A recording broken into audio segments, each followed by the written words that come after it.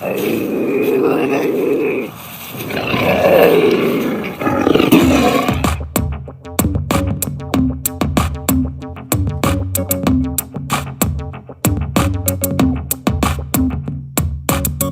blast off in my time machine.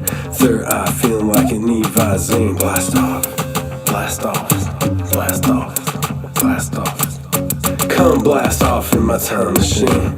Third eye feeling like an Evazine. Blast off, blast off, blast off, blast off. Blast off on a VIP episode of Hero Paranormal.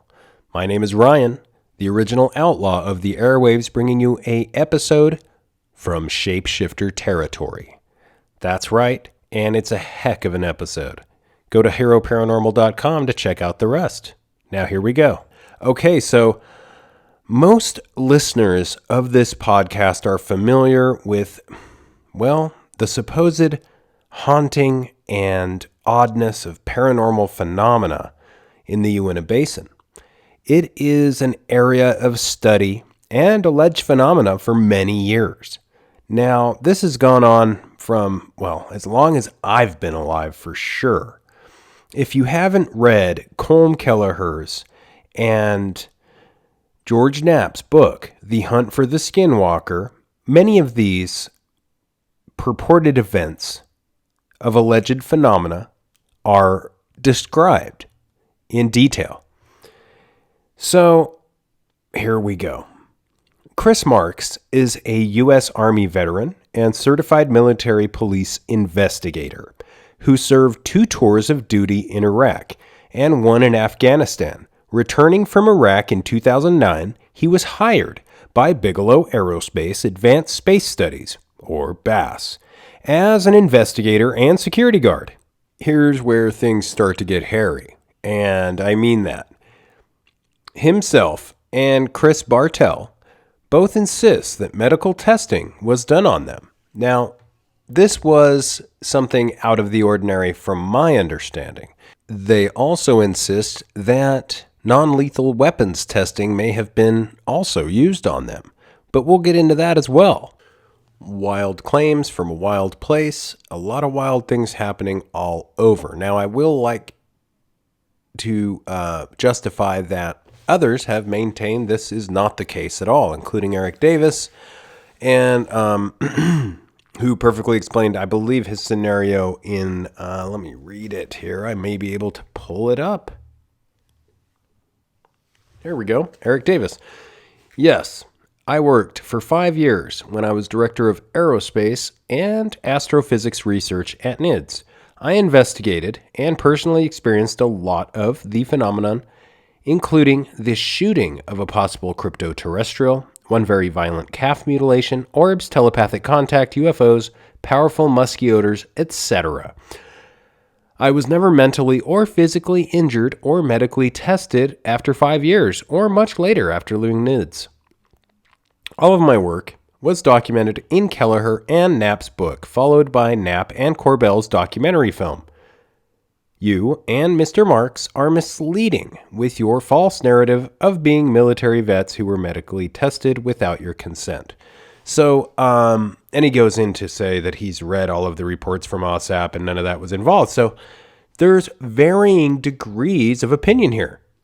But in all fairness, I like to be fair and listen to all aspects. Now, I'm going to discuss many things with Erica Lukes, and this podcast is going to hopefully, we don't have to agree. We can agree to disagree, but have a conversation about it and see where things go. If we are open and forthcoming with each other, I believe that research has a better chance of going further than it does without that. In all clarification, I should mention that Erica Lukes is now married to Chris Marks, so just there's not any miscommunication about that. And they do go up to the basin on occasion, quite often, just, camping, doing whatever. So we're going to discuss a lot of different things, hopefully not get stuck on any one thing in particular.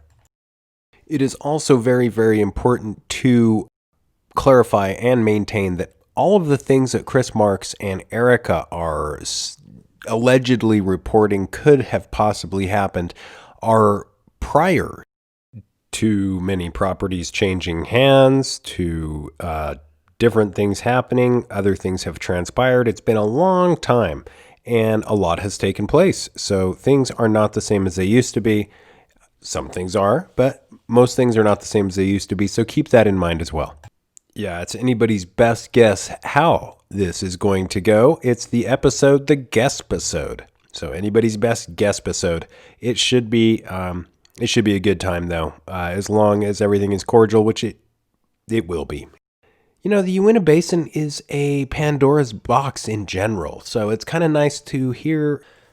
Yes, I consider Chris Marks and Erica Lukes and Chris Bartell a very real angle to the metaphysical prism known as shapeshifter territory. Regardless of my opinion on their views,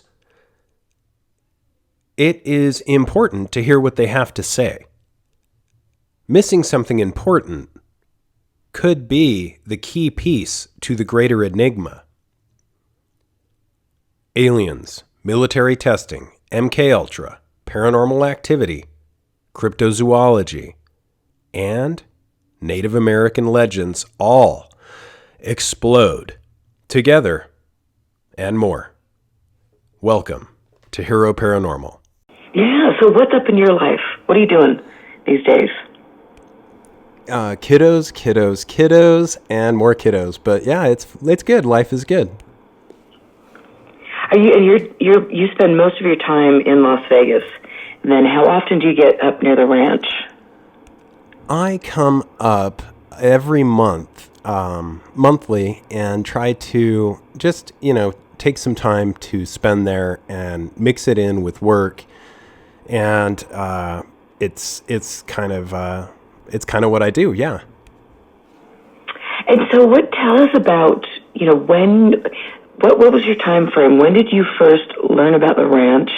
And I know you were living in the area when all of that happened, but just give us the rundown on how all of it unfolded for you. Okay, and to clarify, the ranch or the area, the things we're talking about, when I think the ranch, I just think of a little property that I purchased known as Space Wolf Research, where I just kind of go, it's a spiritual retreat for me, basically, to just kind of go and unwind when I do real estate work up in Utah. So about a week out of the month, I'll head up to Utah and I'll do real estate work. And I either have to stay in the town where I do the work, or I can stay in a town over, which is really close by and a lot more fun. And I kind of enjoy being there, which is why I purchased the property. But the area in general, the Uinta Basin in general, I originally went up to the Uinta Basin. I was a fly fishing guide. Gosh, the story's so long, it just keeps going. But I was a fly fishing guide to condense into like a super condensed version. I was a fly fishing guide in the area, had some strange experiences, got injured because of some lights in the sky. I dropped a big rock on my toe. And I was dumb and I was out of work, so I drove around looking for fishing spots, and one day came across this epicenter, quote unquote, in the Uinta Basin. Just the Uinta Basin in general is amazing. I spent a lot of time looking for fishing spots and just, doing that. If you spend any quantity of time alone in the Uinta Basin, you start to get a greater respect for it. And that's what first intrigued me. Then I had another experience there in what is now known as, the hot spots. And that has kind of led me down a path where I left corporate America, went up full-time, lived there, and was researching full-time for quite a while, about 10 years. And then life goes on, and yeah, here we are. It's interesting. I mean, both of us have had such a trippy journey with regard to that, and we're so passionate about it. And for you spent so much time up there, and there's something about that whole area. It really is magnificent. The last time I went up there, I was a little bit shocked at how much drilling they're doing now, how much things have very quickly changed. And from what I understand, there is a new railway that has just gotten the go-ahead. and so they're going to be doing some things right next to the ranch and in the surrounding areas with regard to transporting some stuff. What do you know about the Uinta Railway Basin? It's a big Basin Railway. Uinta Basin Railway. Yeah. It is a big project. It is a big project. It has some heavy hitters involved, and they have taken the gamble. COVID, no COVID, nobody cares. It's this is energy, raw energy, and they're going to be moving it in a new way that will hopefully free up some space on the Utah roadways, and we'll see less of those big rigs going back and forth. The concern I had was that this would take away from jobs from many of the truck drivers, but I guess they have the infrastructure and the ability. They're going to be hiring a lot more than they're firing. So that's the proposal, and it's going to be going right down this general corridor of south of I-40, right through the Dinosaur Diamond. Wow, and it's very extensive, and I know that Tom Winterton, who's involved with the new ranch project, his father is a senator and was responsible for some of the tax breaks that the project received. So it is interesting to see how all of it's such a small place, and everything seems to connect one way or another. So it's fascinating to me, but hopefully people will, there's always concern of what that will do to the environment, and as a result, what that will do to the people living in the area. I think that there's already and that there was a Rolling Stone article a couple years ago about all the stillbirths in Vernal, which they never seemed to quite get a handle on. But what do you think about things like that? I think the entire enigma of fossil fuel is just so fascinating in and of itself. And it is, the backbone to the entire industrial revolution and the whole reason why you and I are probably talking over the internet. But the interesting thing is that nobody really knows what it is. Yes, it's most likely fossil fuel, but there's just a lot of time has passed. But not to go down that definite alley, because that kind of leads into gilsonite, which I want to go into later. But the interesting thing about the energy sector and the military sector and the aerospace sector is that they all share many of the same channels, and many of these channels are at a quandary at some of the stuff taking place in the basin. That is interesting. And that really is interesting, and thank you for bringing that up, because it does all that. Again, that's something, all of those things intersect, and it makes for a much more intriguing and involved story behind the scenes than most people realize. And I think for you and I, having kind of dug a little bit further or deeper than most people have the opportunity to do, that we've kind of discovered some of these things, and it really is, there's so much more to the story than just lights in the sky or strange creatures or what have you. It's very complex. Mm-hmm. Yes, it is, and the military is involved in a lot of the complexities with good reason. They are things that can be militarized, and there is the obvious Camilio Robert Guffey agenda that has been unveiled, which is hard to deny anymore. But that amazing technology, I'm glad that we have it and the other people don't. But it's scary too at the same time. It is. It's just very interesting. So when you first had your experiences and you decided that you were just going to bite the bullet and then move there and see what you could do and research, was this before or after the book had been written, Hunt for the Skinwalker? This was, well, it depends on, okay, when I left corporate America, it was after the book had been written. And what's interesting is I had not read the book, but I was interested in jamming up there. And actually, no, I take that back. I had read the book, but I hadn't correlated that some events that had taken place in my life were, in fact, 100% definitively in the same location. I had not wrapped my head around that yet, and it took me a while to. When I wrapped my head around that, I was with Ryan Skinner, and I was like, oh my gosh, am I looking at what I think I'm looking at? And yeah, it was the same thing, but just a different angle. But yeah, there's a lot of strange angles to this, and it all kind of comes back to, again, the weirdness. And so will you describe that incident that you had with Ryan Skinner? We were, at the time, we were at a location that was famed in my mind. I'd read the book, like you mentioned, and we were looking for something I didn't know exactly existed. And when I came across something, I realized that I was looking down upon something that I was looking up upon before. So it was like, oh my gosh, like I saw the same landmarks, the same general, and it's hard in that area because a lot of the stuff looks the same. But yeah, that realization, that deja vu, if you will. And and I know that there was, that kind of episode was very disconcerting for you from what I'm remembering. Mm-hmm. Yeah.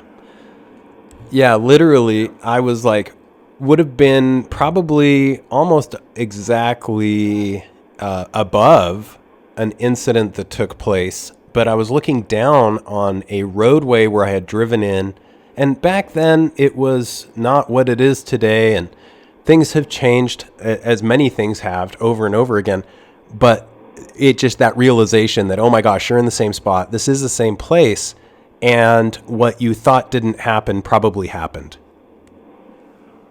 Wow. And so did you, after that incident, did you feel any health effects? Yeah, I had this injury to a toe, and this toe turned out to be quite the troublesome appendage throughout my life. Just maybe, I don't know why, but maybe it's sympathetic involvement or emotional energy. I don't know. Maybe it's just a portion of your body that's just, overtaken by just whatever. I've heard so many different theories and concoctions and excuses, but the truth is, I don't know. All I know is when I was a young kid, I had this toe pulled in Costa Rica, of all places, in a room that later a family member, not to go into too much detail, had a poltergeist-like experience ongoing for quite some time until they subdued to a coma, and they didn't come out of that coma until a quote-unquote witch who was involved perished and then came out of the coma. But the interesting thing is the toe scenario didn't really change. It kind of like followed through into these. First, it started as kind of a paranormal poltergeist, kind of, ooh, scary, I'm a little kid, this is horrifying thing.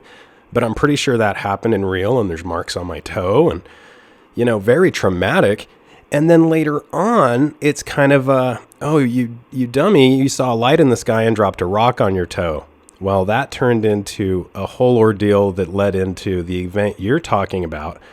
And it's just funny how these dots connect, and yet you see the same players, or these same scenarios, or even body parts, when it comes to things that are purportedly alien implants or anything associated with the odd. That is interesting. And so, you obviously, you had a place there, and how far away was your place from the ranch? Well, I don't want to say exactly the ranch, just because if a lot of these incidents didn't take place. And that's the thing with the area in general. This is not by any means held into one property or boundary. A lot of times people will see a location like, oh, it happened right there, and we have to be right there. And it's like, no, you can throw a baseball there. You're there. You're beyond there. And if you're there, you're there, and you usually know it. You don't have to anyway. So not to get into the whole like property boundaries or area, but yeah, in general, Fort Duchesne, Mighton, Randlett, Ouray, the list goes on and on from there. That's that. I would say Roosevelt, Ballard is we're looking at an epicenter.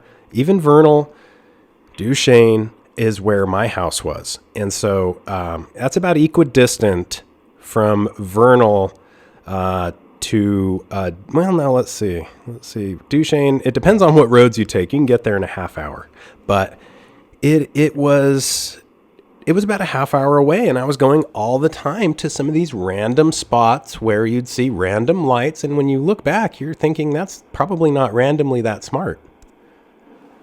Right. It is interesting just to see or read the reports or hear the reports from different people over the years in that area, and I always kind of thought it was a little funny that supposedly the epicenter where all the whatever portals and evil entities or that kind of scenario is taking place is just in one little isolated area, which obviously we have reports from all over the whole area. So it is funny the way things kind of have evolved with the story over the years.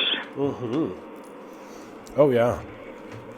And so when you started to investigate this, and you were really, kind of getting used to or knowing the people in the area, making friends with people in the area, what were some of the first things that you discovered about people's thoughts or experiences with regard to UFOs and Bigfoot and shapeshifters and all of that we hear takes place? Great question, because it's such a good question, because it takes a long time to gain that level of confidence with somebody where they'll tell you about something like this, and you'll get that look, and it's that look like, can you handle it? And everybody gives you that look, and then they look away and smile like, what kind of question are you asking me? Well, that's the look. And if they follow up with something like that, what kind of question are you asking me? You have to kind of, lead down, well, something maybe that didn't look right to you, or something that had a spiritual effect to and kind of changed you a little bit. And that's where the best stories come in, is when it affects the observer. Absolutely. It's true. I mean, so who were some of the who were some of the first people that you got to know in the area? Well, I'll tell you a classic tale that comes to mind, and that was at Rockies, actually waiting around to talk to Junior Hicks. And I was sitting around, and I had just ordered a raspberry shake and got him one because that's what he liked. And I'm sitting there, and the person in the next booth over could hear me talking on the phone, asking someone else what questions to ask him. And at the time, I didn't think anything of it. When I put the phone down, they looked at me and they said, "Hey, we need to talk to you about some dogs up by our trailer. And they don't look like they're real. They look more like hyenas. They're robotic, and they'll kill anything in their path." And then they mentioned that some of them had tubes hanging out of their sides and things that looked laboratory in nature. And I'm sitting there going, hey, this is not the weirdness that I want to go down. I need to talk to Junior. But that's the kind of stuff that you'll just kind of come across. So, and it was a random person, so it just happens. And I remember years ago you telling me that story. Mm-hmm. That is, what now? Has your opinion changed on what you think that was? And can you tell us, what your thoughts were when you heard that, and what your investigations into that kind of led you to believe? Well, it led to a general area that is, in my opinion, highly overlooked. And that is kind of the story of the basin in general. Over and over again, we've seen these examples historically of extreme experiences coming forth, even in the media, historical notes as far as 1776, with Dominguez and Escalante coming through the area saying, hey, this place just isn't right. And I think that even Mormon surveyors said the only thing this is serving a purpose for is holding the earth together. And that kind of resonates with me now, because maybe that's exactly what we're looking at, is a place that's just kind of holding the whole expletive show together. And so, and go into a little bit more of that history, because I think that is really, really fascinating. Yeah. Okay. So it goes. I grew up living across from a gentleman whose family was very involved and uppity, let's say, in the Vernal area, and they owned right there at Main Street, where it meets with, all the major real estate they were involved with. And at the time, I didn't think anything of it, but as a kid, he would tell stories about when he was up in Vernal and driving a semi truck, and he would come across weird things in the night. And he would park on these oil roads and stuff would push on his truck. And we're talking 70s, maybe, early 70s, 73, 74. And I was born in 75, so it predates me. But I grew up, like, this guy was telling me about this place that I'd never been and I thought I would never go to, and ended up being a place I can't get out of my life now. But Vernal, Utah. And it was this mysterious place, and now it's just kind of like a hub of high strangeness for me. So it goes way back. But yeah, the story I think you're talking about, not to get tangential, which I do at times, I apologize. The story of a very notable real estate broker / realtor in the area, who is very well respected, very, very well respected with everything, including information. And this person just happens to be kind of an amazing archive of information with things that go way back to the times I'm talking about and predate that in the area. She's kind of into this high strangeness, but doesn't want anyone to know.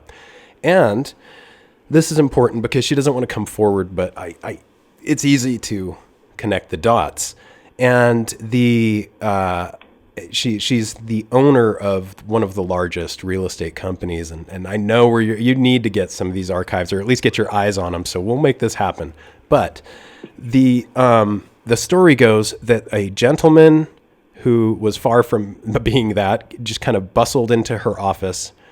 He was of Russian descent, said his name was Slugger. He had a van or an SUV outside with a ton of gold bars sitting under a blanket in the back. Went outside and showed it to her first. As brusque, he was like a bull in a china shop. Like, here's the cash. Went back inside and said, this is what I need you to do. There's a guy that wants to sell me this 6,000 acre ranch, but it's just to do portal technology. But this came out later, the portal technology part. She had to dig to get that information. I'm just trying to condense and make it go faster. But how do I make it happen? But I don't want my name on paper. And it's a 10-year stint. And we've already taken care of the oil companies. How do we do this? And she said, I can't do this. And that's where she plagued and plunged and delved and poked and prodded to ask what the property was being used for, to see if they could find some kind of legal loophole to sublet the property in some legal format as payment for, exchange of goods or services. And when he said portal technology, there's obviously no box in the real estate that I've come across that says that. So she couldn't find a way to find a loophole to sublet the property, and said she couldn't help him. And he angrily left and said he would find someone who would. Interesting. And so what, with the portal technology, we've heard so much about this, and, then you've got people like, Firmage and Pandolfi and all of these things. And I think things get very muddied. What were your thoughts about what he was referring to with regard to portal technology? Was this extraterrestrial? Was this kind of a man-made thing, a combination of potentially both? Or, what do you think? Honestly, it sounded like a like a Russian gesture of rushing, jumping the gun, and trying to catch up with our military testing. Okay. And that is interesting, and I think a lot of people don't understand how much we have with regard to the military, with, defense and aerospace contractors in Utah, and also in the area that you're referencing. Mm-hmm. Yeah, if I were to guess, it is, and there's, I haven't seen it, and I don't have any, definitive proof. And again, even what I'm saying is second person, even though I do have the story goes on. I did make contact with Slugger, and it wasn't pretty, but the truth is he was an ugly individual, I think. And I don't think he was one of our guys. He wasn't on the United States team.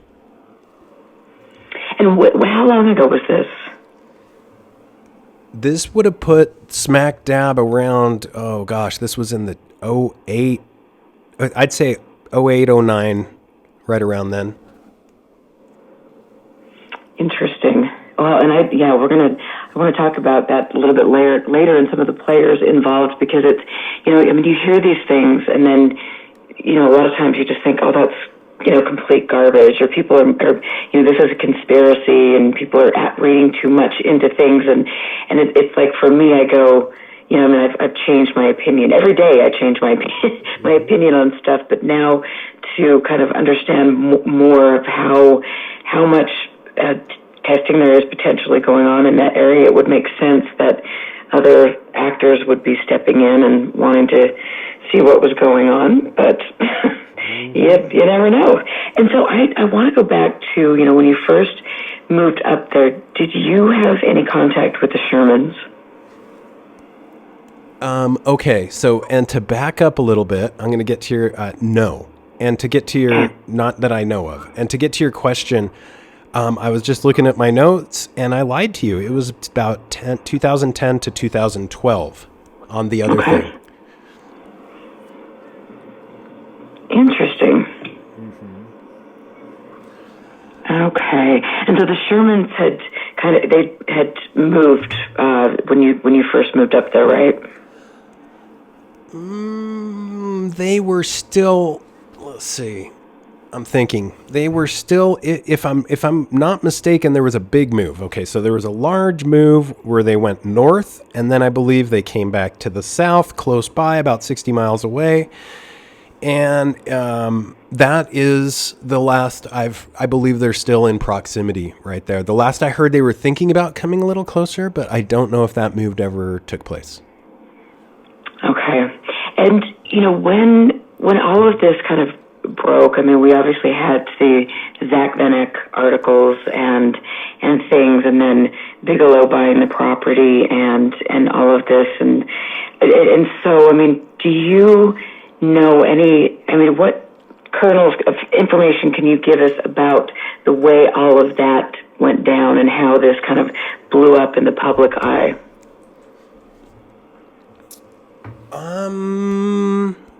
Okay, so the best information, I think, is just getting it right from the source, which would be Zach, who I recently did a podcast with, and it was pretty fascinating to hear him explain how it all went down, meeting with Gwen at the bank and, talking to her and, talking to Junior and kind of poking and prodding a little more than the average journalist. And then Junior finally saying, yeah, you need to talk to Gwen. And then that led to going down to the bank and talking to Gwen. And that led to him going out to the property and sort of getting the idea that, hey, this place isn't quite right. And after he realized the place wasn't quite right, some other coincidental things took place, and he reached out to people, and, I guess things either got less quite right or more right. I don't know, but things got weirder for sure. To me, it's interesting because at the time, Zach was writing for the Deseret News, which is a very conservative newspaper. And so for them to be, running with this story that is so, out there, it seems a little unusual. What do you think? What is your take on that? Why would the Deseret News, do a story like that? I believe that, and I say this with all respect, my father was the leading missionary in Peru as far as, getting people signed on. And he, I was very, very well versed in Mormon culture, literature, kids' books, since every night I was reading, a book out of the Mormon library and a book out of the Catholic library. Both parents were pushing their agendas hard.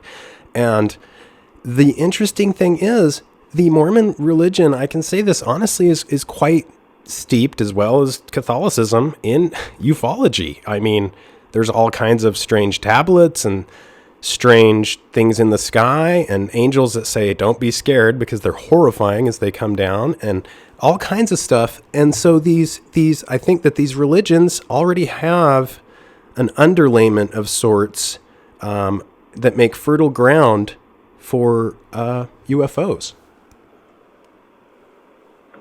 And I think it is really fascinating. And the more I look at things, and the more I look at the LDS religion and the things, it's fascinating. I had the remote viewer Paul Smith on my show last week, and it was fascinating to hear from his perspective. He is LDS and things, and so and Harry Reid is LDS, and there's lots of connections with regard to that. So I don't know, it's a trip, but so we've got the story that comes out, and then Bigelow comes in, and so if somebody could look at this and say, okay, this reporter is creating a story, laying a foundation. So if somebody came in and was in fact going to be doing testing of some sort, then you would have this brilliant narrative of, it was a UFO, and so people wouldn't really look any further. They would dismiss it. Do you think that could have been almost a cover story for something more nefarious going on in that area? Well, there is another very real angle to the story and to Zach, and that's the fact that he was previously down in New Mexico, and he had kind of broken some pretty mind-boggling cattle mutilation cases, which odd inherently. A lot of these cases, odd things were found on the scene. Some farmers were convinced it was the military doing it. Others were convinced it was a spiritual enlightenment, and others were convinced it was the same players. It was aliens. So it's kind of the same trifecta of of whatever the observer decides to categorize this as. And and that's funny. How do people think it's spiritually enlightening? I guess I guess that just means they didn't die. I don't know. Oh, good. Okay. Yeah. Just checking. Well, you bring up a really great point, the fact that he was involved in investigating some of these cattle mutilations. And when you look at Colm Kelleher's background, who worked for the CDC and was working on, mad cow disease and things of that nature, and also one of the few things that made it to saw the light of day with regard to the NIDS stuff, which was supposed to be put forward but wasn't, was the cattle mutilations and the radiation and the effects on tissue.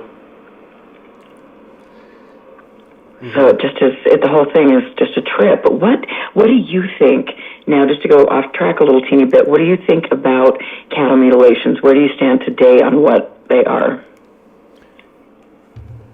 I know less today, I think, than I ever have. And it's sad to say that, because I used to be 100% sure it was aliens, period. Done. That was it. Signed, sealed, delivered. I'll, meet you out back and fight you over it. Well, not anymore. It is, there's a lot more going on. And even, I love some of the theories. Zach kind of blew my mind. Speaking of Zach again, he kind of blew my mind with a theory that they may be ET miners. And sure, this is going down the alien path again, but very interesting. I was like, wow, this could be some of the things that I've seen. It's a one light on their head. But then I thought, no, well, there's so many theories. And that's the fascinating thing with this metaphysical prism that is the Uinta Basin. And that is interesting. I mean, I know that Dr. Eric Davis was on the record saying that the cattle mutilations were man-made. And when you look at the specific areas where the cattle mutilations were taking place, was there, the Uinta Basin, there was a great deal of nuclear fallout in the area. Could that be connected? Could somebody come in and try to do testing to see what was taking place in the environment? That's a good question. Now, I don't know if this has been done already, and I'm sure it has, as far as testing the environmental categories and radiation. I know that it's a popular thing you see on television shows, but in reality, I can't speak for all television shows, but I'm just talking, as somebody who watches television shows. I'm not talking about any particular show in the Uinta Basin. But even ghost hunting shows, you watch, Mythbusters, they're using the same technology. Television has really heightened people's... I just don't know if you could accurately test in the Uinta Basin for something like that. And I think the idea that fallout from Vegas made it all the way there is total BS. I don't know, maybe, but I mean, if that's the case, then I'm glowing. So I don't know. Well, I do believe that there have been some studies that kind of back that up, which is interesting, and the whole thing is very curious. But I find Colm Kelleher's background most interesting, with regard to what he was looking into, and at the CDC, and I think that you can, he wrote a book, was it Brain Trust? Yes. About that very issue. And so not the cattle mutilations, but the prion disease and things. And it's just, I don't know, it's all fascinating. So Zach was on the cattle mutilation trail, and then he somehow hears about this ranch. Do you remember how specifically he heard about what the Shermans were going through? If I remember correctly, he was sort of, even the cattle mutilation story thing intrigued him because he's kind of a punk rock guy, and somehow punk rock and UFOs just always seem to go like tea and crumpets. And this thing just kind of intrigued him. And I guess he was in New Mexico, and his story of these cattle mutilations, I mean, very interesting. Some of them he'd arrive, and the patrol officer that came out to the scene and saw it would literally drive to the church, to talk to the pastor first before he would talk to Zach. And so these were very emotional and like, wow, boots on the ground type investigations that he was involved with. And he's kind of built for it. He's built for business in that aspect. But the interesting thing is that he moved on. So that job kind of played out. And from what I understand, he was looking for work and had already kind of put out feelers in Utah, but hadn't had any hits. He, I believe, put out to the Tribune, but didn't know that they were owned by the Deseret News, and because they seemed to compete. But then he found out that, yes, it was either that way or the other way around. I can't remember. I'm pretty sure it's that way. And then later on, he actually got a call from them. And it was just kind of like hired on quickly, from what I understand.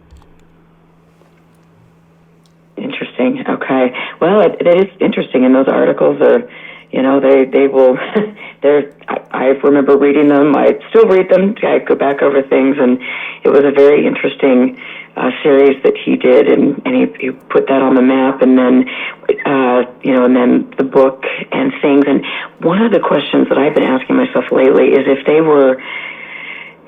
they didn't want this in the spotlight, and you've heard several people say that were involved with this, that it should be kind of kept out of the prying eyes of the public, but then why was it pushed in the public in a big way?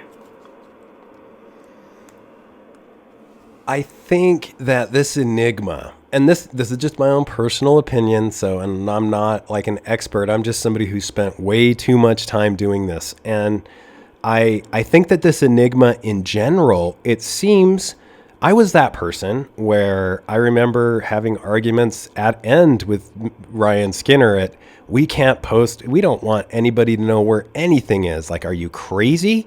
And, there's different opinions of, some people just want to get information out there and others want to keep secrets. And I don't think I'm a secret keeper, but, I thought, even way back then, I thought, oh my gosh, we don't want everyone to know where this is because it is special.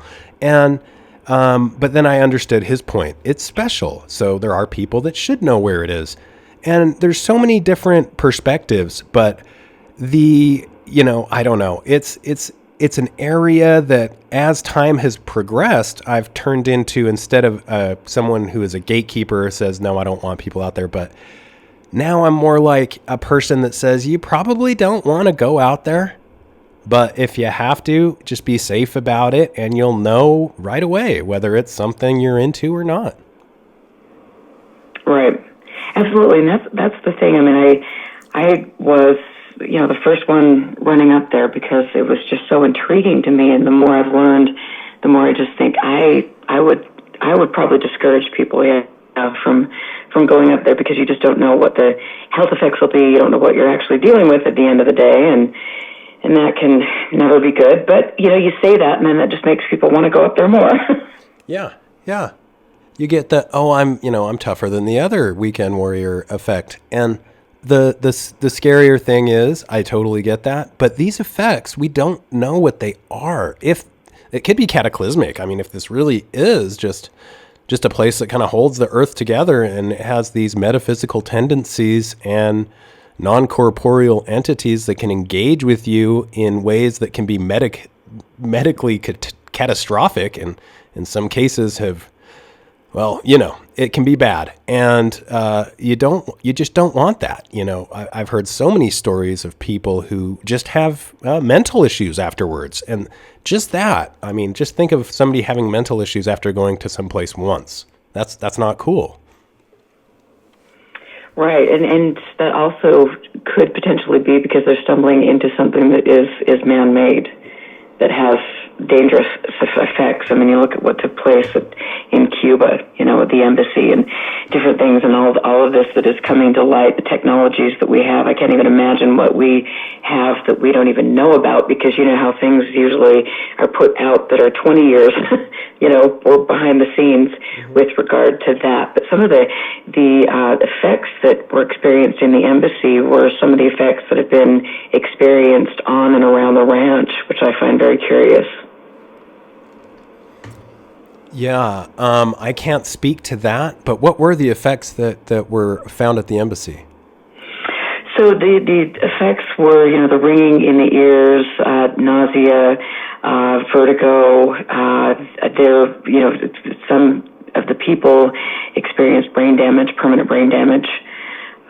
So it was pretty interesting. And in the past couple of weeks, there have been quite a few stories that have come out about that. I mean, the big investigation that we had done with regard to that.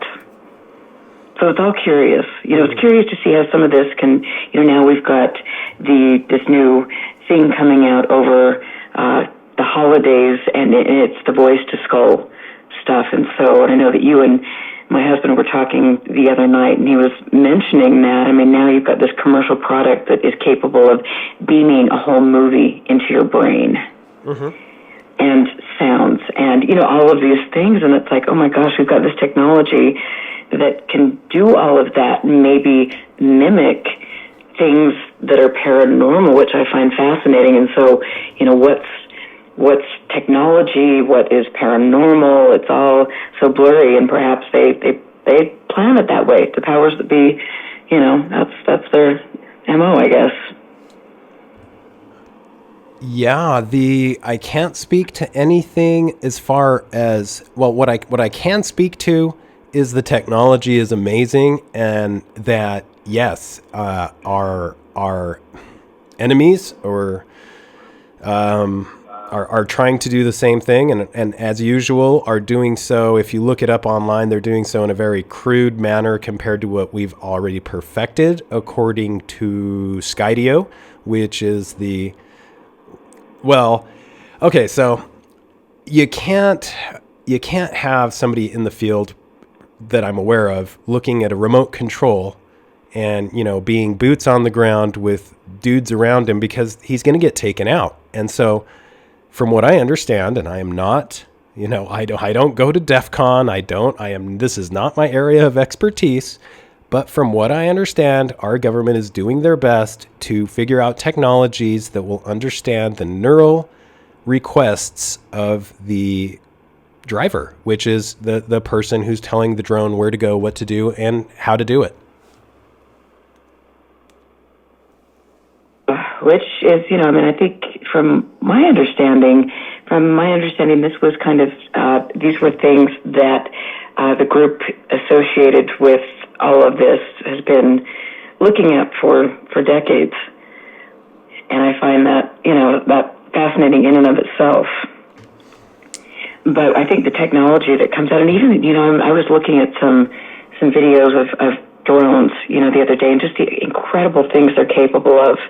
And I think most people who, didn't obsess like I do and didn't have an understanding of kind of what was really flying around in our skies would see some of these lights and think, oh my God, it's a UFO.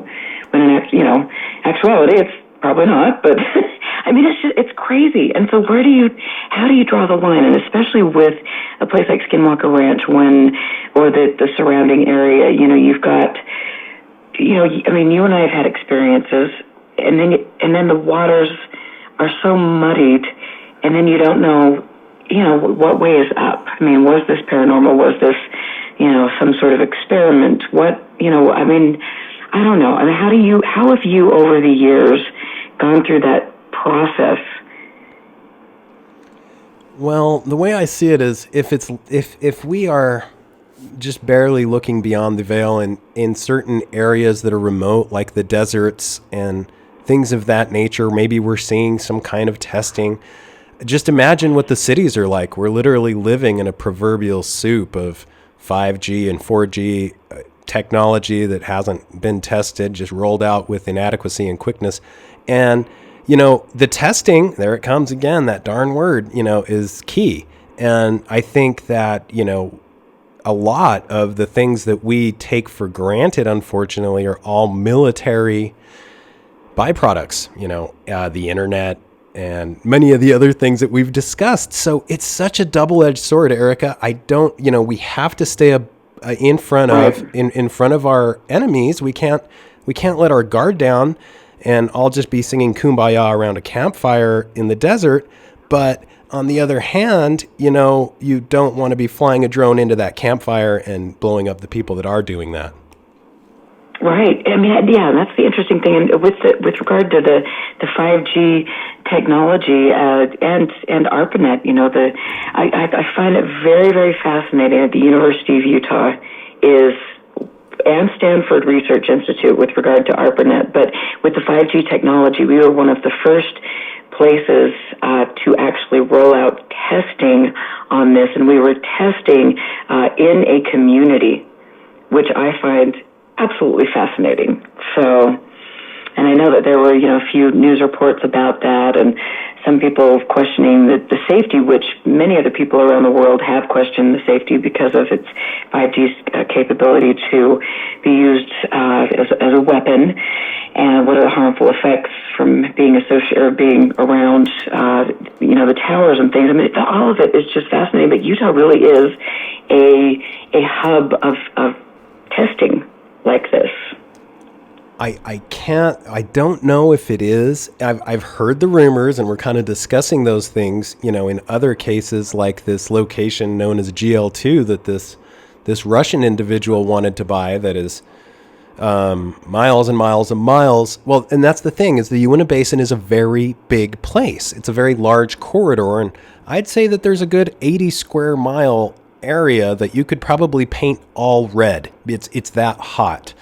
And that's why it's laughable that some of these boundary lines are like critical. However, I do see why military would need plausible deniability and probably about 6,000 acres like this ranch was to do what they were going to do. Unfortunately, in the story I recounted, it was a Russian individual that was doing this. And, you know, as I look back, a lot of the hush-hush around a lot of this stuff, it's detrimental because if this person would have been more forthcoming and quick and would have been talking about it, it would have got national attention.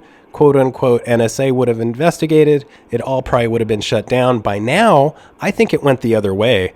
I think that they did what they did and either succeeded or probably got defeated. And here we are, dealing, and who knows how many quote unquote sightings came out of that. So I don't know, like it's hard to tell, there's all kinds of craft, drones, personal, private drones, some of them illegal, some of them aren't, sadly, probably not our friends. And, there's all kinds of angles to this. So it's tough, with the 5G thing, it's very difficult because, why do we need it? It's going to cause this and cause that. And well, we need it because your guy, and I mean like, actually, yeah, literally like your guy could be in battle and he needs to get the information faster than the enemy, so it's tough. Right. Absolutely. I agree with you on that. Absolutely. Yeah, you know what? I think you might be right. That is insane.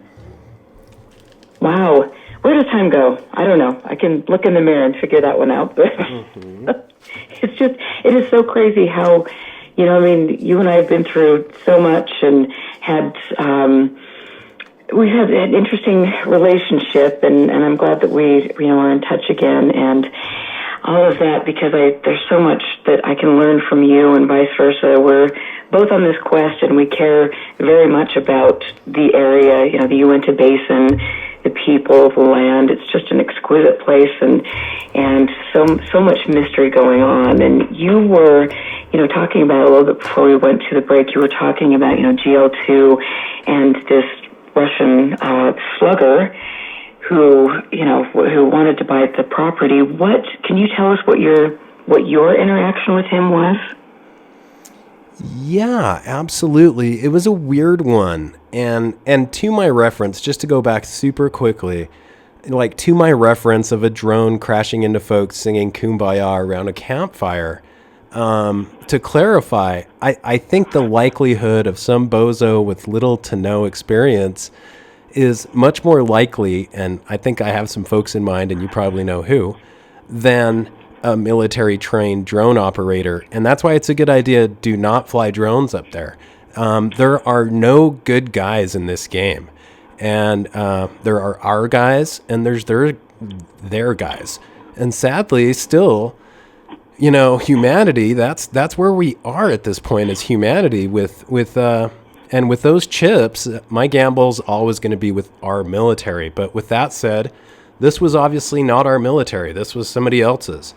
And this guy invited me to some very interesting affairs, offering to fly me to basically, hey, I'll put you up.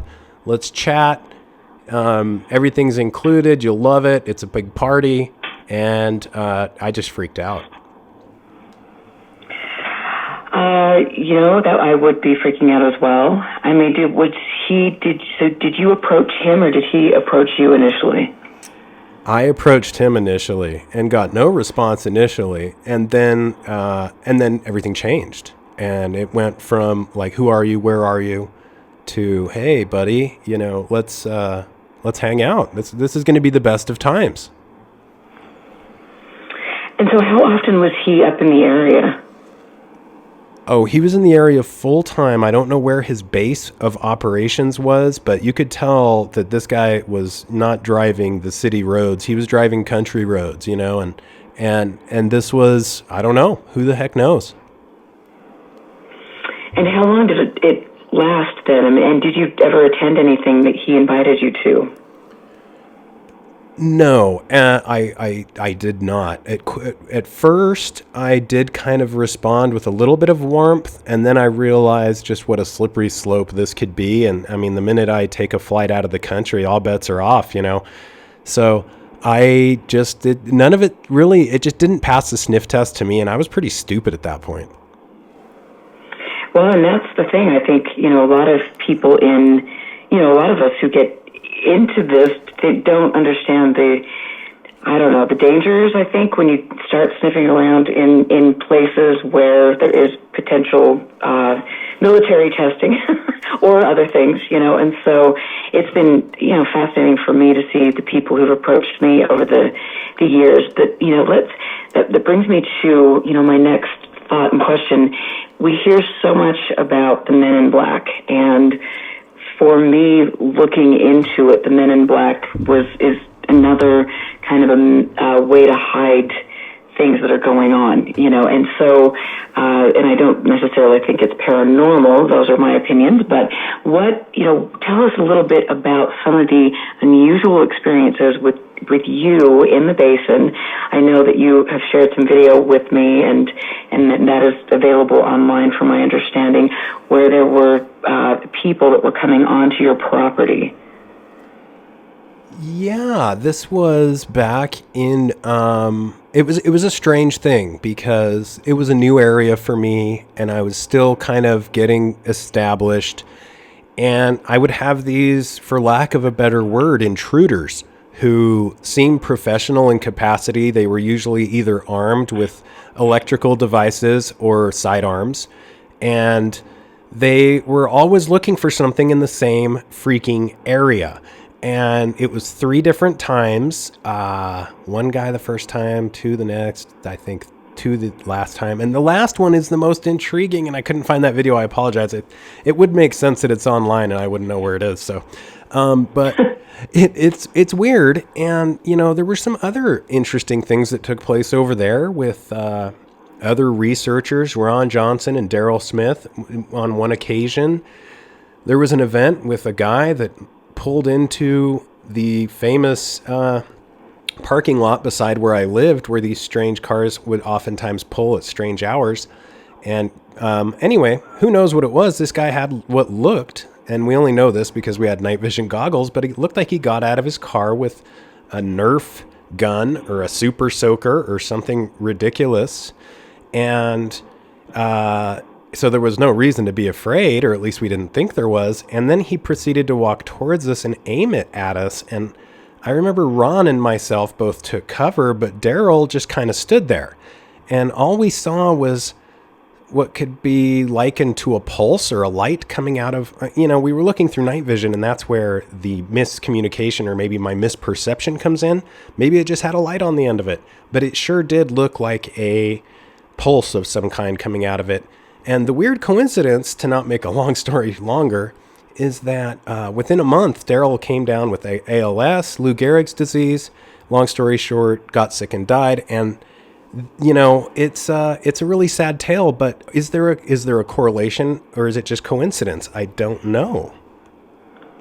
Well, I mean, that certainly is an odd story. Even if you didn't have the other intrigue around it. I mean, if somebody getting out close to your property and then taking out what appears to be a gun and things like that. And it is interesting because I've spoken with a fellow in the area who's lived there his whole life, and he had a similar experience where there was 2 fellows, he believes, and they were aiming some sort of weapon, light weapon, whatever, at him, and that induced some physical reactions in him. And so that really, I was thinking about that after I talked to you the other night, and you told me that story again, and I'm just like, okay, that's really quite curious.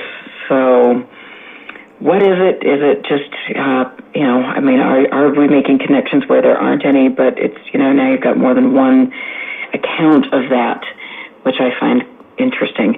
And so, I mean, what did Ron feel about that? And I know that you're very good friends with him. He's a great person. What has he thought about that over the years? We thought it was strange at the time. Now, fast forward Daryl getting sick. We didn't even have time to kind of, honestly, I remember sitting with Ryan Layton at the funeral and saying to him, man, Daryl was there close by, and I was thinking, I wonder if this has to do with that weird night, and discussing it at that point, because, these things happen so quickly that you don't really want to bring it up, especially while somebody's sick and dying.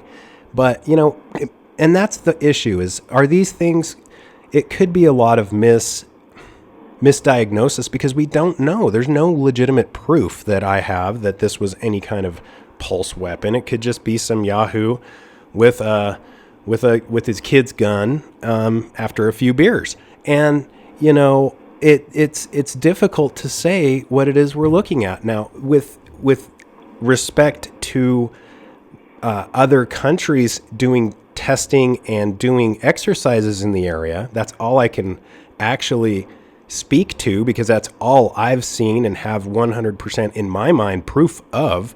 And that is the fact that believe it or not, I had a gentleman who used to work with me quite often who would install carpet and flooring, and he witnessed on various occasions while he was at work doing this at different people's houses, he would witness these strange engagements that he would tell me about with military that did not seem like they were from here.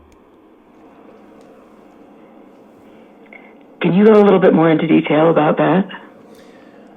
I can tell you that it took place on the ridges south of Duchesne, Utah, and I can tell you that it was not the Russian military, so it was another possible enemy.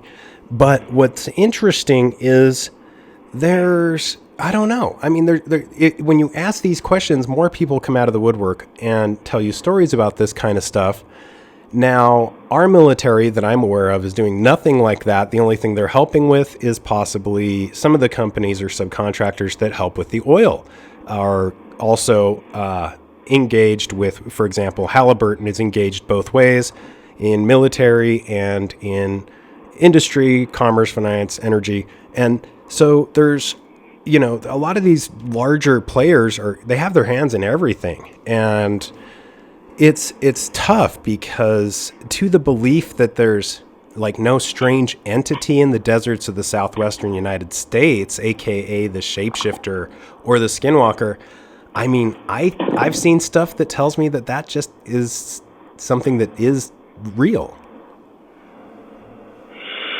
And that's what makes it so, I think it's what makes it so difficult and muddy. And it is, like I was mentioning before the break, it's my understanding that these types of things are used as they can, as a psychological operation. You take some of the common myths in the area, and then you play on those myths and create, it's perfect. We have done it before. Other countries have done that before. And then you take weapons that you're developing and, they mimic the paranormal. And you mentioned Robert Guffey and Camelio and some of the very interesting experiences that his friend Dion had with relation to being followed and harassed by a different group and things, and the technologies, the cloaking technologies, the drone technologies. Some of these things were just very, very interesting. And if people haven't read Camelio, I would highly recommend that. And I'd also recommend going back and listening to Robert Guffey on some of my shows because it's absolutely fascinating. And, Jacques Vallée references Camelio. So what are we developing that has these Camellia-like effects, and is that being tested in the Uinta Basin? It seems like it. And so your friend who was watching some of this stuff taking place on the ridge, do you know or remember specifically what he was seeing? Oh yeah, I can get you in contact with him, and it's very interesting because it just, he said it just sounded like very kind of scary. It just sounded like copters were coming down, hovering, I don't know, a few feet off the ground.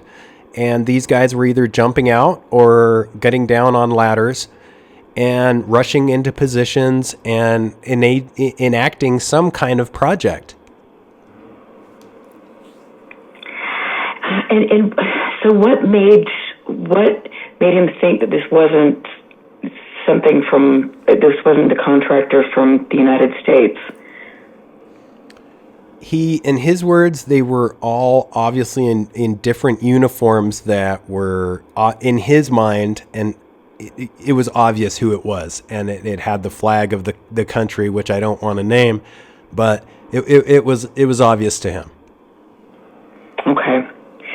And I mean, I have to just wonder with regard to that, are we willingly letting different countries come here to do that? Because it would seem like if there was something taking place on our soil like that we would have to know about it and be involved. At least I would hope. Well, and that comes back to the stuff we're discussing. I mean, the only way that we're going to know about it and be involved is to have quite literally Skynet type technology, which is going to enable us to trace for things that are not normally checked for on things like radar and stuff. And you hear this, this murmuring in the military about this stuff existing, and oh no, that couldn't be real. But we're going to have to develop something because if this is actually taking place, it's not a good thing. Wow. And so what other types of stories have you heard about people's encounters with the, quote unquote, men in black or mysterious people? That's right. I kind of left you hanging on that one. I'm sorry. And so the experiences that I'll speak to, I'll speak to my own first, which are probably the funniest because nothing bad came of them, and the first would be once hanging out at my house. Dave Rosenfeld was there. A few other people were there. Brian Whitesides, I believe, Janice Moore. There was a crowd of people there hanging out on a weekend. And, we were getting ready to do dinner and stuff. And somebody said, dude, there's a truck at the end of your driveway. And it kind of looks like the Mars rover. Like it's got so many antennas and stuff hanging out of it.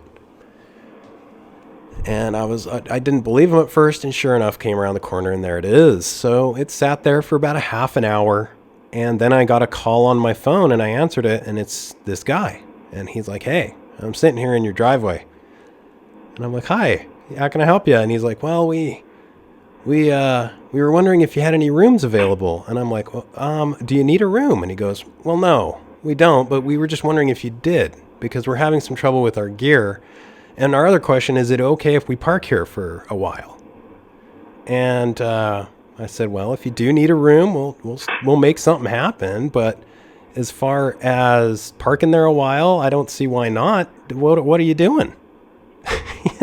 Like what are you doing? Like you're in a ridiculous vehicle with tons of antennas facing every which way. And he said, oh, we're just testing the cellular grid for anomalies or disruptions, and we're just trying to make it so everybody's cell phones work better. So if you start acting up, it's probably us. And that was that. I mean, you could just chalk that up to nothing. But if you get enough of these nothings over and over again, they start to become something. Absolutely. And what were some other experiences? Because I know you've got your hands in, you have a lot of friends in the community, and I know over the years people have come to you with different sightings or different experiences that they've had with regard to this. What can you tell us a couple more?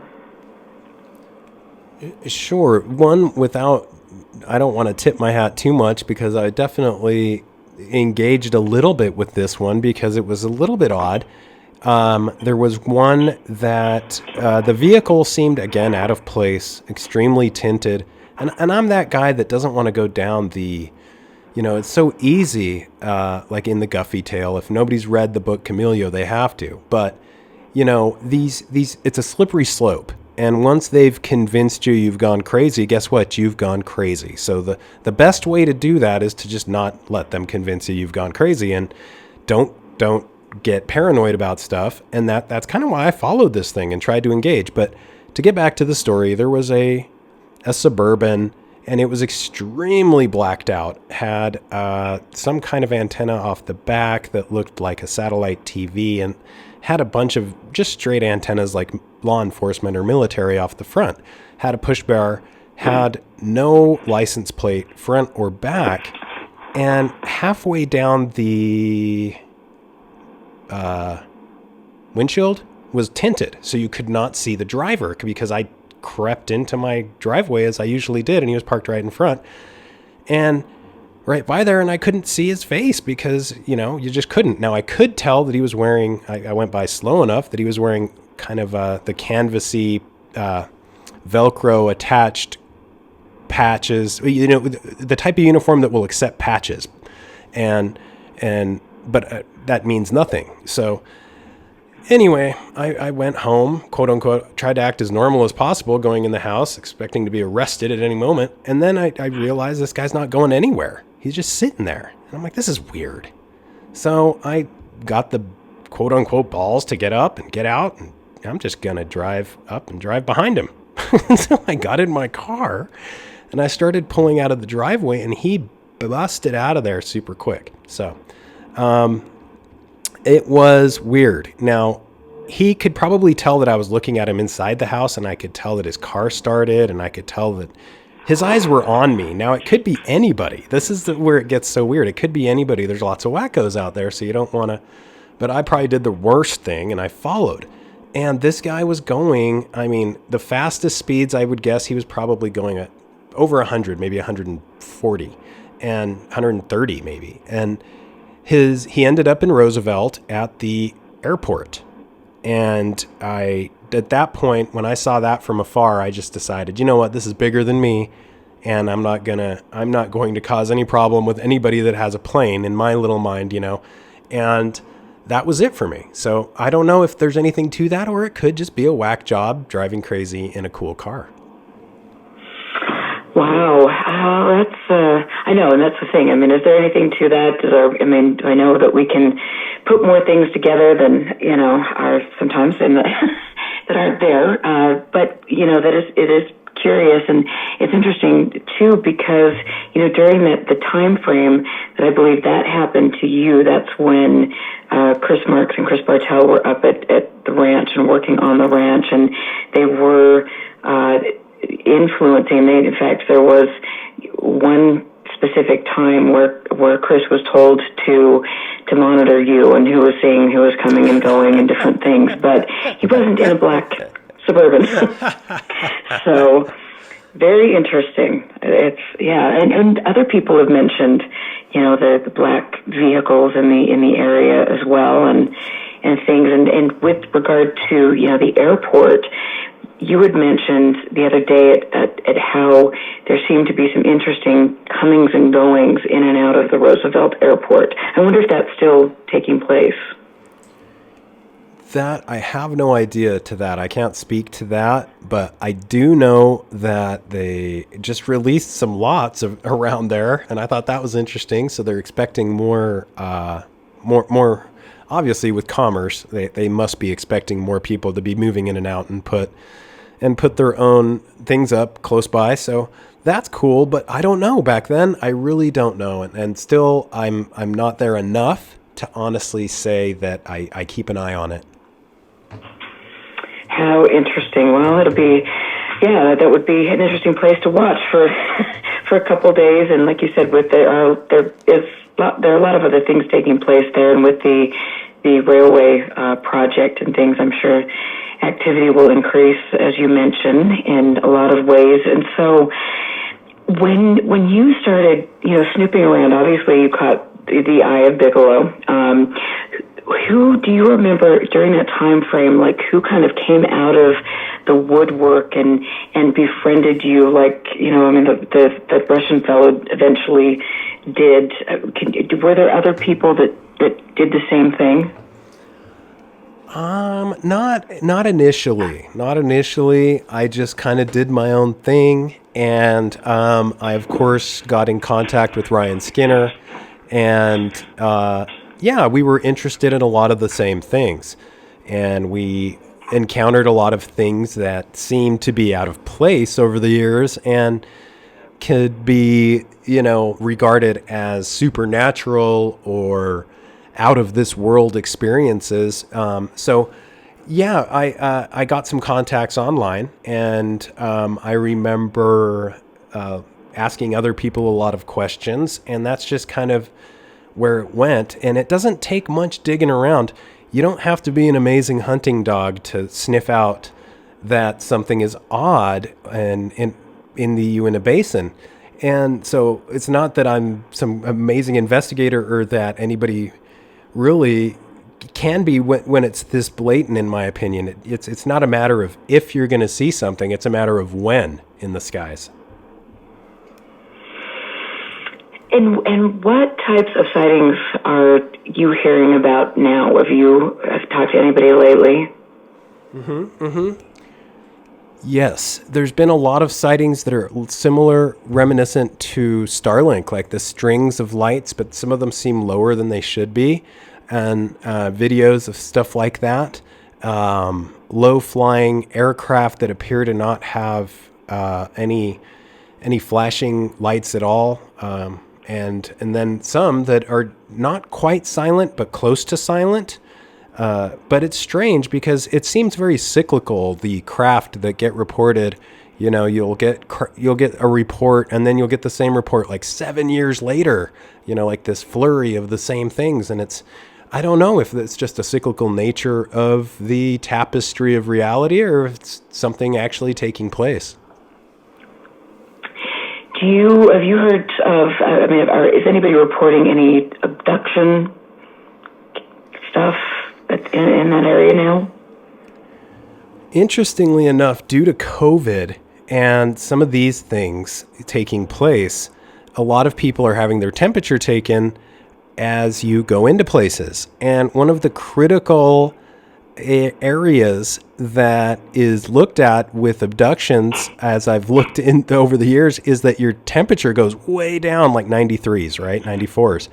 And there's been a multitude of individuals, and I mean a lot, in Utah and here in Vegas as well, that are reporting super low temperatures. I'm one of them, but there's tons. Like I'm not. It's in Utah. I think there's more even. And that's interesting. And I am the same way. And but then I have a thyroid issue, and so who knows what that's about?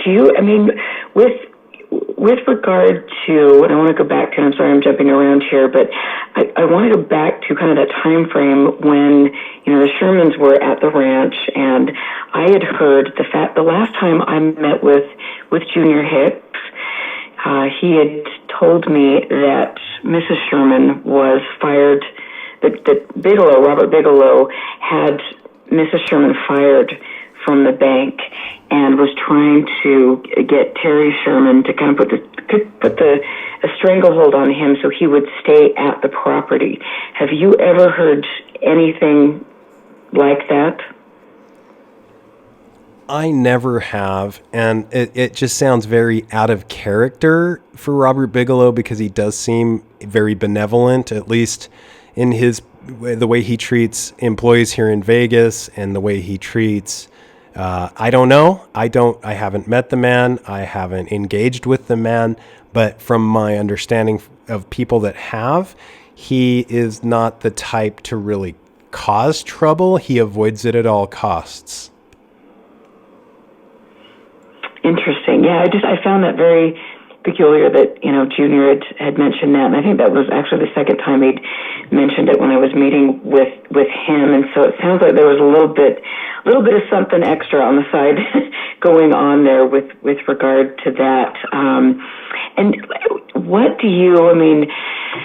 are your thoughts? Because I know that, Junior was also very important in your world. What are some of your thoughts and feelings on Junior? Other than just wanting to be just like him, he is such an awesome and amazing person, and I think that he was very diligent, and what he did. And what I appreciated the most out of Junior is that he really delved into how these things made people feel, especially when they were telling him a story. So maybe it was the teacher in him that actually cared, but he did actually care, and you could tell that just engaging with him. He was such a lovely man. I just thought, I'm so grateful that he was in my life for the small portion that he was, and I was also excited that I had the opportunity to talk to Dr. Frank Salisbury, who is another enigmatic figure in all of this, and he just to let people know that haven't heard about either of these two gentlemen's names, Frank Salisbury wrote the Utah UFO display, and that was based on the reports that Junior Hicks had collected over years, and so that's a must read in that regard. And so tell us a little bit more, because you've had so many fascinating experiences, but some of the sightings that you have had and the specific effects that you experienced, or were there any? Yeah, and just quickly to interject about Frank, Dr. Salisbury, it's such a funny, coincidental, and synchronistic history. He was such a hero of mine, and I was trying to figure out how I could ever talk to them and him and talk to him and talk to him about his work and all of his experiences and cases. And I had to wait until he came up to the Uinta Basin to talk to me. And what's so funny is I had just rented my house in Utah, which coincidentally was just down the street from him. Literally, we lived on the same street. And that's how these things are. But okay, to go back to what you were saying, some of the strangest events, my personal sightings, my favorite, I'll just kind of go through the little top 10 or whatever. Greatest hits, I guess. One of my favorites was I came out of the back porch at the Strawberry River Bed and Breakfast, and I actually had my mom and my dad up for a weekend. And at the time, I was kind of a smoker. I smoked cigarettes kind of a lot.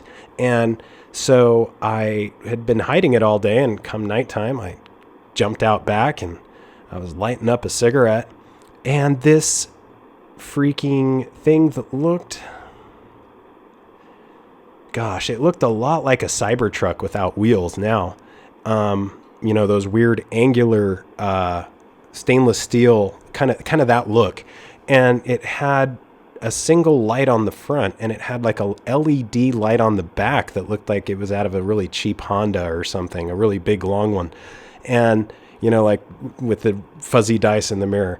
And it looked like a spaceship, this thing. And I thought for sure it was a car up on the ridge behind me. Well, I kept watching it. It was definitely on my property. And I was like, well, I'm not going to go up there. I'm not doing anything, I'm not going to go up there and engage. Screw it. And I just watched it, and it eventually just kind of popped off the hill. And there was no road there. There was no ground there. There was nothing there but air. And it popped off the hill, and it sort of dropped down a little bit over this other subdivision to the left of me, to the east, and continued east, kind of towards Vernal. And that was a really cool one. And there's been a few others. Is that kind of what you were looking for, or were you looking for something else? No. That's perfect. I love that. And if you have more that you'd share, that would be great. Sure. One, and these aren't all craft, because some of these things, you just don't know what they are. It just looks like energy in the sky is really what it looks like. And, even if you're able to catch this stuff on video, it can be easily discounted with, film anomalies or the reflection of some light source, or there's plenty of ways to debunk just about anything if you want to. So the consideration and priority that I've taken to get everything on film has kind of dropped down to a minimum, because it really doesn't matter. And I remember back in the day talking to older researchers than myself who who would watch these anomalous events with me on location, and they just sit there and take it in and do nothing. And I was scrambling about trying to do tripods and cameras, and I just kind of learned over the years that just watch what's happening. Take a good look at what's happening. Mm-hmm.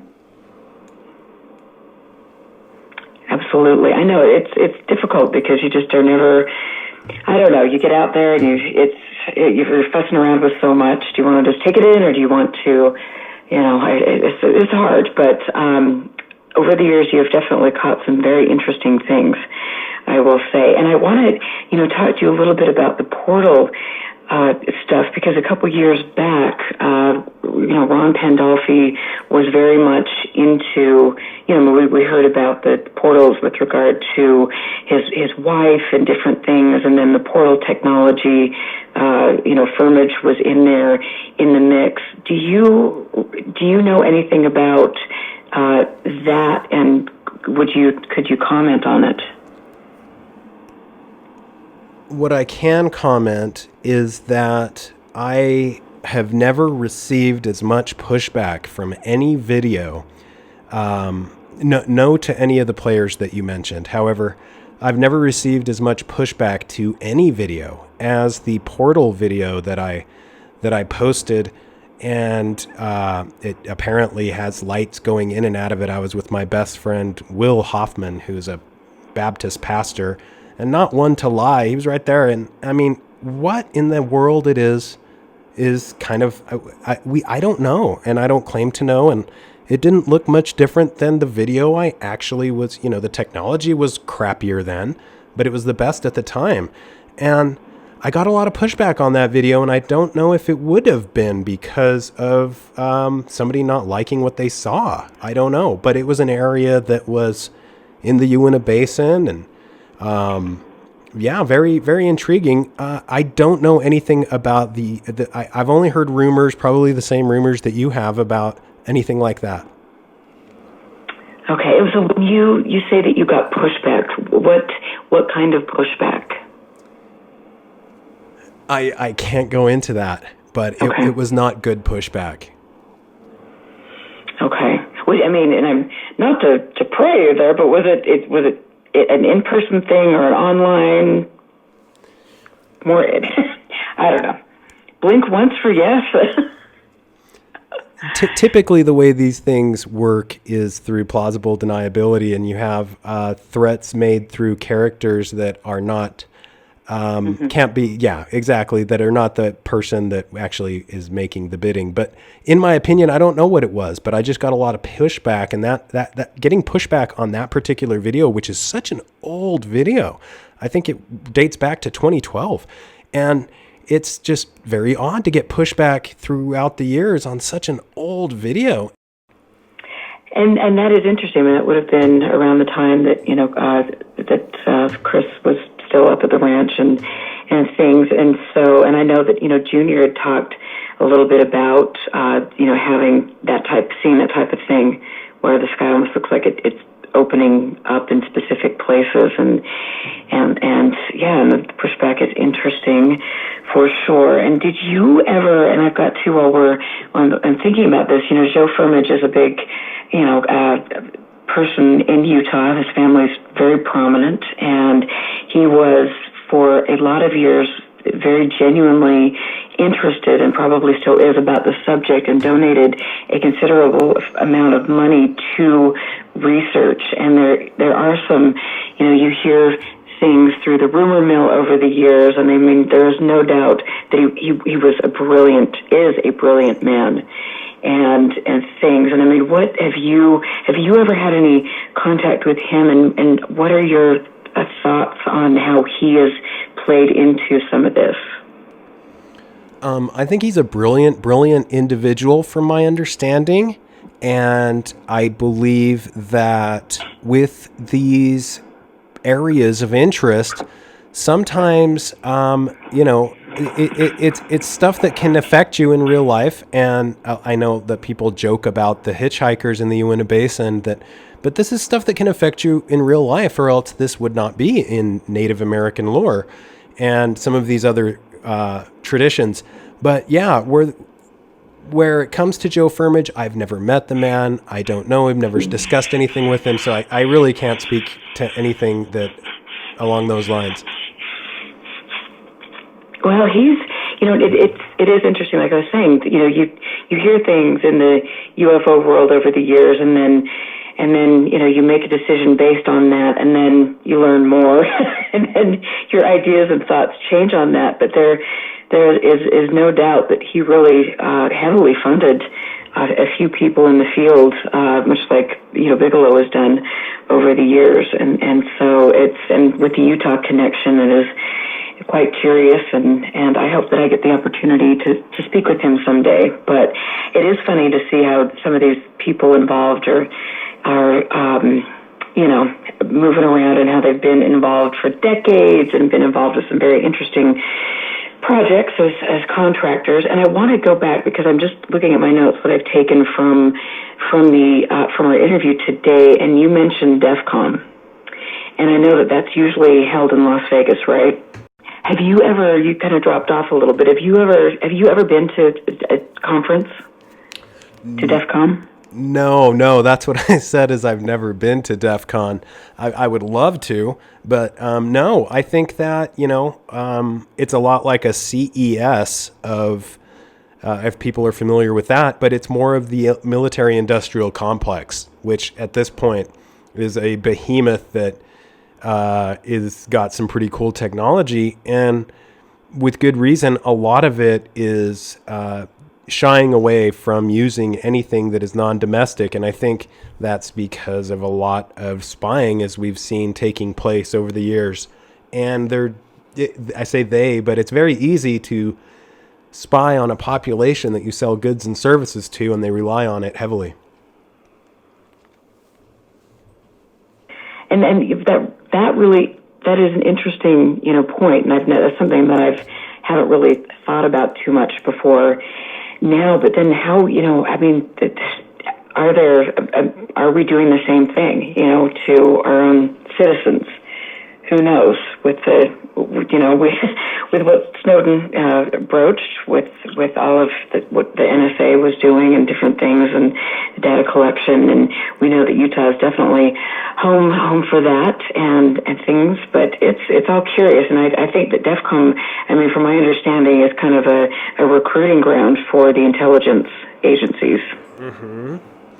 Yeah, I've never gone to one of those conferences, and all I've seen is stuff online, and it looks like whatever drone you can get at CES, you can get one at DEF CON that will, take that out. So it's kind of cool. I think that would be so fascinating to go. I have interviewed Richard Thiem, who speaks at DEF CON most years, I think, and he's a very interesting fellow, and he gives great talks. And if you ever have the opportunity to watch his video where he discusses Dr. Kit Green, that again is fascinating, and it's all connected, and you wonder what that's about.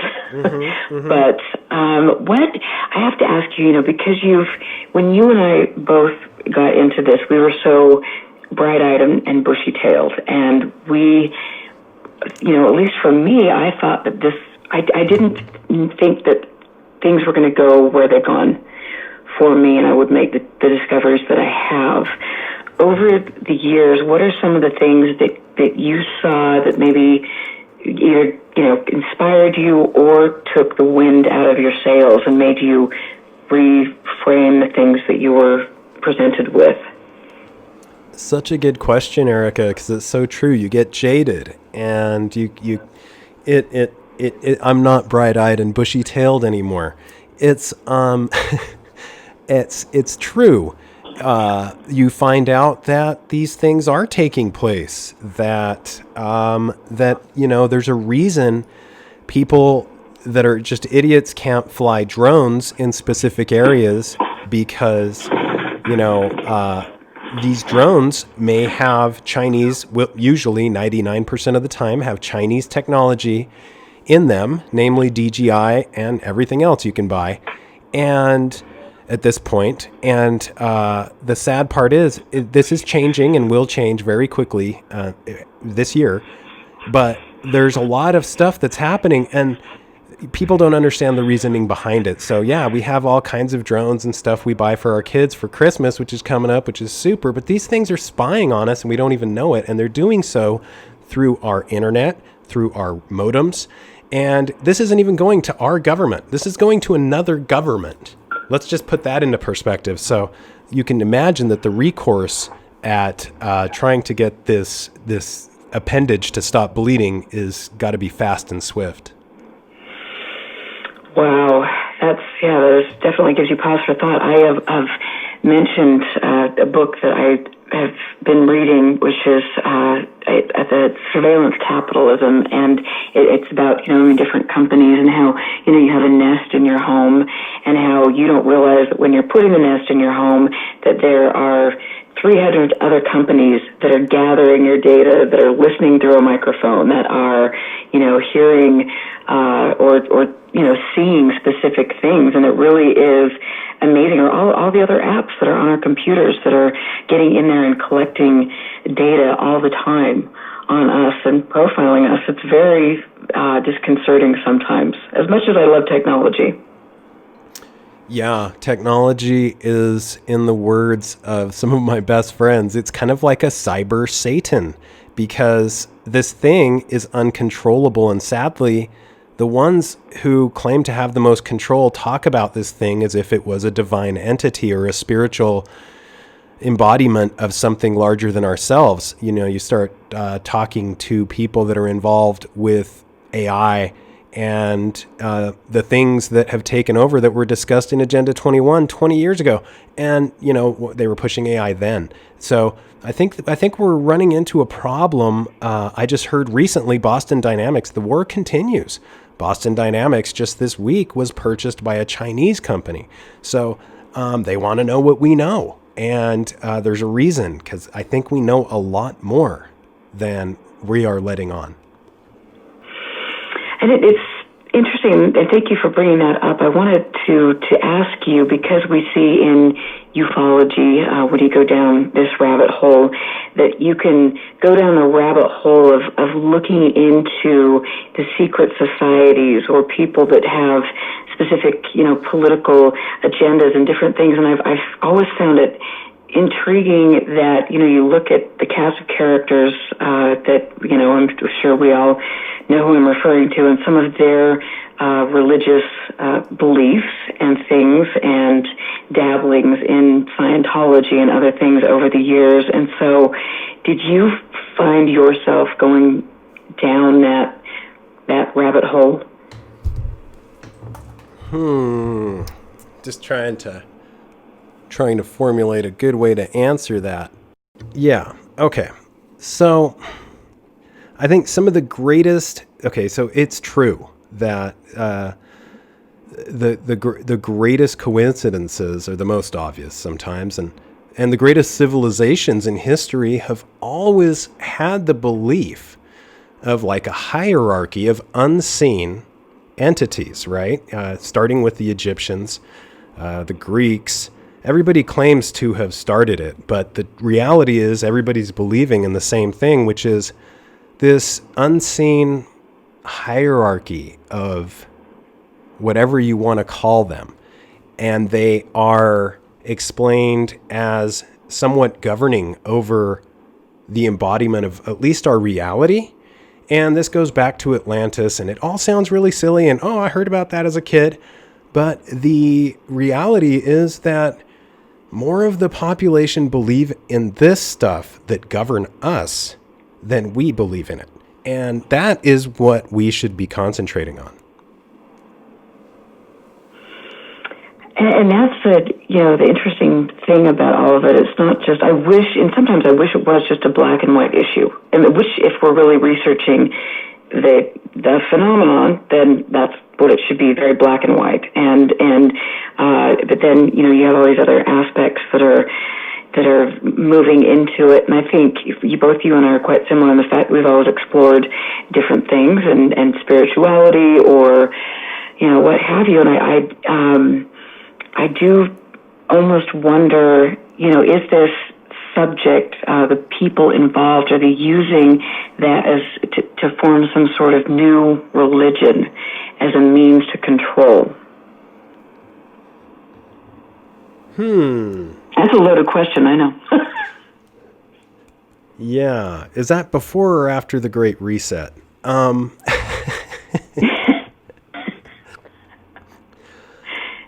you're going to have to so answer that question, but tell us what the Great Reset is, because I think I know, but I'm not proficient in that.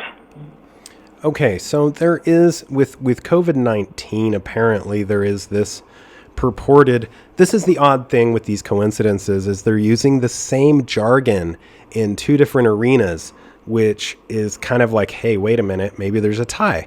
And with COVID-19, many have discussed that after this grand vaccine and this vaccine is taken by the masses and we're out of the woods, that there will be a great reset of sorts, economically, culturally, and like a renaissance that will take place afterwards. Well, that's wonderful. However, if you look at some of these secret teachings, many also discuss great resets. And so, and this goes on from time to time, generation to generation. Every culture has kind of had the same stories. Again, even predating the Egyptians, which many people don't like to do because then you go against the whole how long have we been here? And I think that's been blown out of the water with places in Turkey like Ubegli Tepe. And it's getting to a point where our history may be more ancient than we've realized. And some of these quote unquote crazy ideas may not be so crazy. There may be a reason why the people that are the brightest minds are talking about something they created as if it is an entity, which is sort of a scary thought. It's reminiscent of transhumanism and the Sphinx and all kinds of stuff. Interesting. Well, and it is interesting to see how a lot of this has been, really enmeshed in the UFO community over the decades. It's funny, in my library, and I mentioned this on several shows because I think it's fascinating, but if you're looking at a publication from the 50s or 60s and you turn it over and the person that's advertising on the back cover it's the Rosicrucians. Mm-hmm. And, you start looking through and seeing, okay, who's placing ads in this magazine and who's doing, this over there. And then what are, like if you look through Fate magazine and you see that there's a very religious, in-your-face type of thing. and also, I think, some interesting political ideas and probably dangerous political ideas. It's been curious to me to see how much of this is, a lot of people involved in this are, why are Nazi sympathizers. And I find that fascinating. And you and I are going to have to talk about that privately because the show's getting ready to close, but it just is, it's all a trip. But at the end of the day, with regard to what you've learned about things of the basin, the things that you've experienced, in a nutshell, what would you say of your experience, and what are you going to be doing in the future? Great question. And tell us about Space Wolf. Oh, great question. Okay, so I'm glad you asked that, because in the Uinta Basin, it's one of those things that we mentioned, these beliefs, these crazy beliefs in hierarchies of these things. So there's more than one, right? And so there's more than one possibility, right? And especially if there's some time slips or dimensionality, or we're looking behind the veil. So these are a lot of faceted, multiplying factors that if you're calculating your safety, as you mentioned, if you go up there, you definitely want to be safe. And so take that calculation into consideration as well. But the belief of multiple entities, like we discussed, or hierarchies of these things, don't just go out there invoking whatever, because there is the very good possibility that whatever is not going to be nice to you. And with that in mind, kind of moving out of the occult, moving on to Space Wolf, basically Space Wolf is kind of just sitting there and trying to be as omnipresent yet non-static as possible, cause the least amount of static with neighbors, the community, or anybody. And that's hard when you've taken kind of the lover's lane that saw, like 8 to 10 cars a weekend, and you fence it all up and say, hey, this is being monitored 24/7, no trespassing. So that kind of can make people angry. And I've had, I've had trespassing and people who have driven through the fence and craziness. But it's just an area that I'm trying to get back the way it should be, I think, with being the least amount intrusive as possible. I did have an RV that got vaporized there by. Yeah, I was going to ask you about that.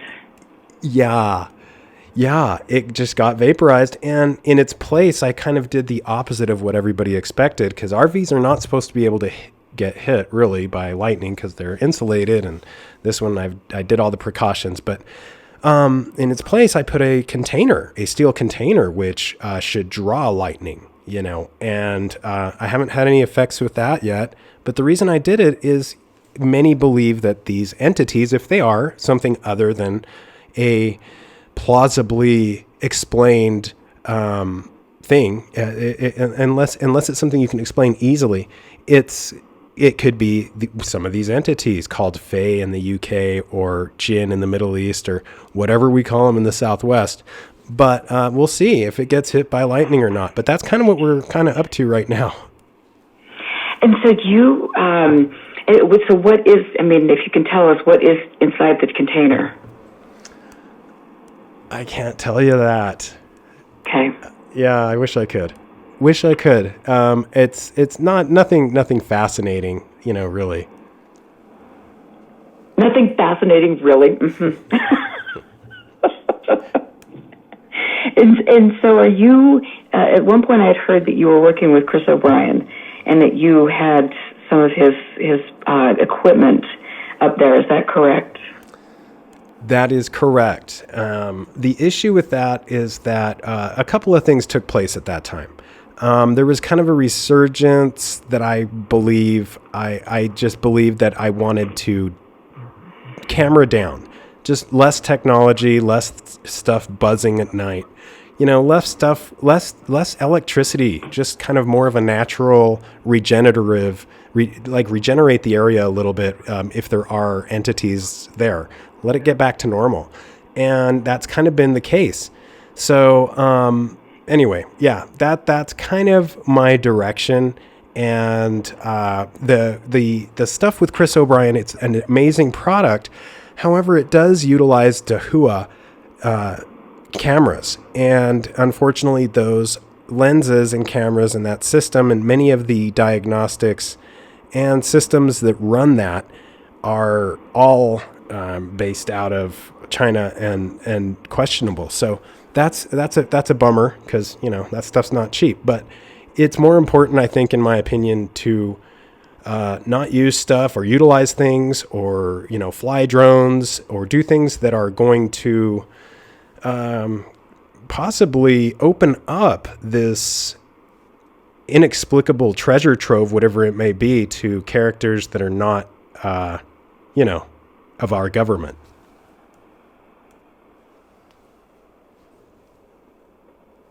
Do you get concerned, with being up there? And I know that they have mentioned specifically the new ownership about the high levels of radiation in the area. I can't speak to that, but I love the place. Maybe it's just like a rat in a cage going back to the strychnine, but I love the place. And it does have an energy about it that is it's unsafe at any level is the way I like to say it, because it's an amazing energy. And with any amazing energy, there's going to be, any force has an equal or greater reaction. So you are that reaction. So just be ready for anything.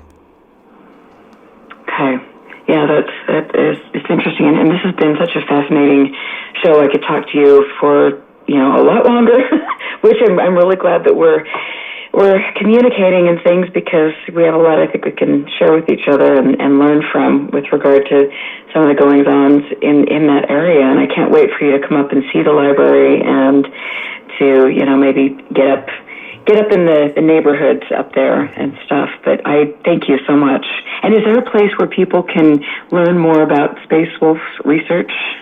Oh, sure. There's not much to it. It's just a real estate company that is allowing some research. And the research is pretty minimal, like I said. And yeah, if you get up there, maybe we'll take a peek inside the container. But yeah, there's not a lot. You just go to spacewolfresearch.com and there's not a lot there, but it is what it is. It's just we don't know what it is. And I think research is important.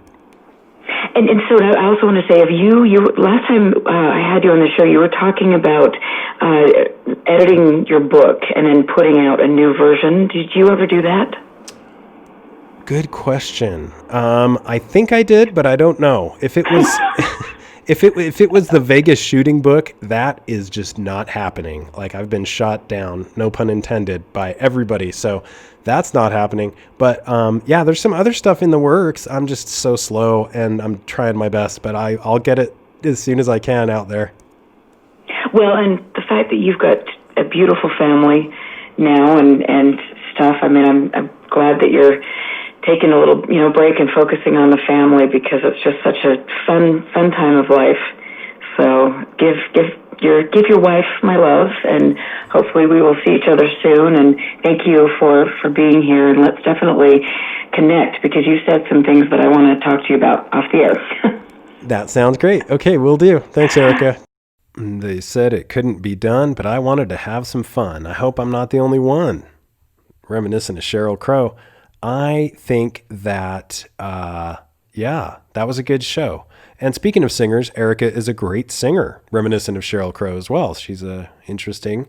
And Chris Marks is a incredible musician as well. So it just goes to show there's so many interesting individuals involved in so many parts of ufology and other research that is important to all of us. Well, there you have it. Erica Lukes grilling me. No, I'm just kidding. It's kind of nice chatting with her about these subjects. Interestingly, we don't have the same views. Now, I try not to engage too much in that format. Instead, I try to concentrate on the similarities. We do have some things that we do agree upon. And the history is important. And she's archiving significant amounts of information, which is very important and important to everybody. And I think we all are doing our best. So it's good to look past your differences, especially in this political day and age where, families are being torn apart over the Christmas turkey or ham over a discussion on politics. I mean, the reality is it's okay to agree to disagree, because it's not my place. And that is really what I believe. The more that I go on in this game, it's not my place to judge others. It is just my place to do what I do best. And that's be me. So until next time, guys, keep your eyes to the skies, feet on the ground. But don't forget to take a look around.